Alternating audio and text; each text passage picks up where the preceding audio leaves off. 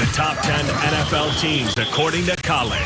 Number 10. Arizona. I know we're all loving Arizona because they have two big primetime wins in the last 8 days. They're still really inconsistent, but they're fun. Kyler Murray's tied for the most rushing touchdowns in the NFL. They're fun. I get it. But Dallas is horrible, and Seattle's defense is the only one in the league that's worse. They're really good against bad defenses, that we can say. They've won 7 of their last 10. They deserve to be on this list.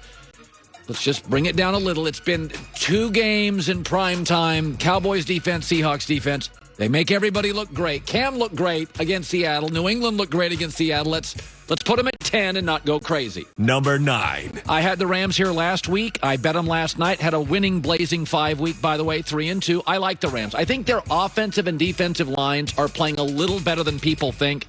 They're number 2 in scoring defense. Now, some of that is who they've played, but the only team to allow fewer than 20 points in 5 games this year. They replaced the defensive coordinator, and I love their weapons.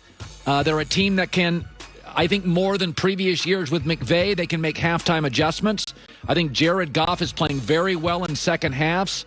They've been a slow starting team, but I like what they're doing after half. This is a very good football team, and I think they proved it last night. Number 8. Seattle. Listen, settle down, Arizona. I know you beat them. Seattle controlled most of that football game. If not for a personal foul penalty on a special teams play, they win that game in regulation. It was the first loss for Pete Carroll and Russell Wilson when leading by 4+ points at halftime. It's not going to happen again. Their defense, though, is atrocious, and I do think they've got to make a move. Go get an Everson Griffin, a J.J. Watt. They've got to make a move. You cannot win a Super Bowl with this defense. Jamal Adams is tied for the lead in sacks. He's got 2. Myles Garrett has 9. They need a pass rush or they're a limited team. Number 7. Green Bay has a better defense, and I'm going to put them here at number 7. I think they play great when they're comfortable. Once again, Aaron Rodgers, 3rd game this year, 4 touchdowns, no picks. They were my bet of the year in the NFL. They're very good. But I have seen too many times physical teams line up with them and push them around. So I'm just going to keep them in this 6-7 spot until they change my mind and beat a physical team. Number 6. The 49ers. Now, this may last 1 week because they are falling apart physically.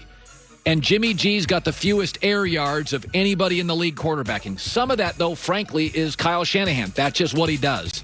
I really like this team. I like their coach. I like their quarterback. I like their operations. But, I mean, good God. We're going to know. They're at Seattle and they face Green Bay. So the next 2 weeks, we're going to know a lot. Raheem Mostert's hurt. Jeff Wilson hurt. Tevin Coleman hurt. Deebo Samuel hurt. They already have Bosa out.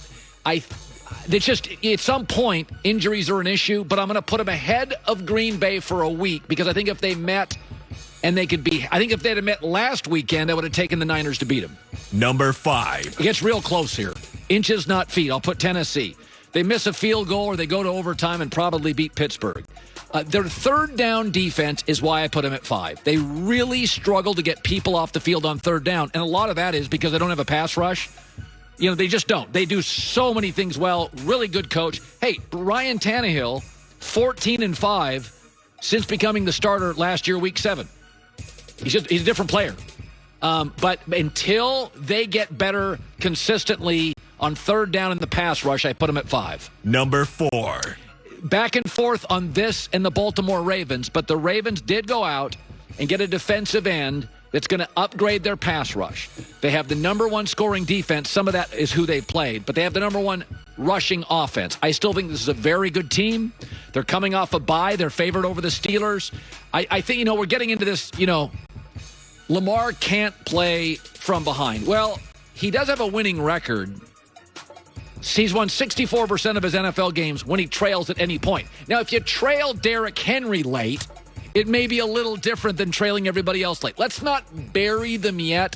I still love their roster. I love their coach. Lamar is still uniquely, bizarrely gifted.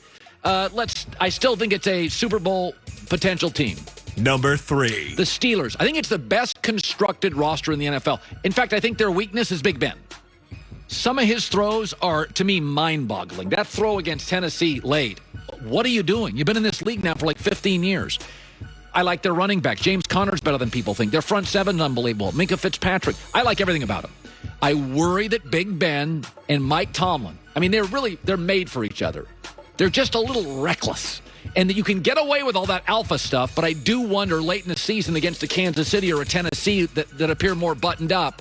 But in terms of a constructed roster, nothing I don't like about it. They got receivers. They always have receivers. Offensive line, pass rush, TJ Watt. Is he a top 15 player in the league now? I mean, they are loaded. Number 2. Kansas City, and I love them right now because they're not as reliant on Patrick Mahomes. Their special teams are excellent. Defense is playing well. This is why the Le'Veon Bell thing made sense to me. Andy Reid's figured it out here. Like, I'm not going to have this kid throwing 39 times a game.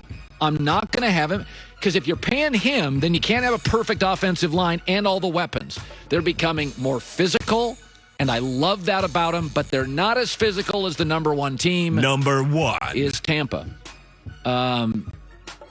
First of all, point differential, which is a thing Vegas cares about, number 1 in the league. Yardage differential, number 1 in the league.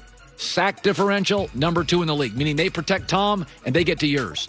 I think they can beat you physically. They can beat you with speed. They can beat you with smarts. They can beat you with experience. They can beat you over the top. They can pound the football. They're doing this without Leonard Fournette.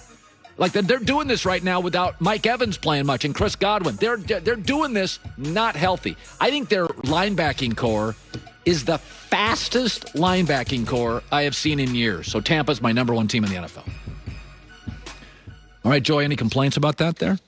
Well, yeah. I mean, the Steelers are undefeated. They just beat the Titans. They got to be number 1 just for this week. It feels like a homer call there, but The Bucs are definitely the best team in the NFC, though. I would agree with you there. All right, New England and Cam stunk this last weekend. Jeff Garcia is a former NFL quarterback. He was on a show, not sure which one, but here's Jeff Garcia.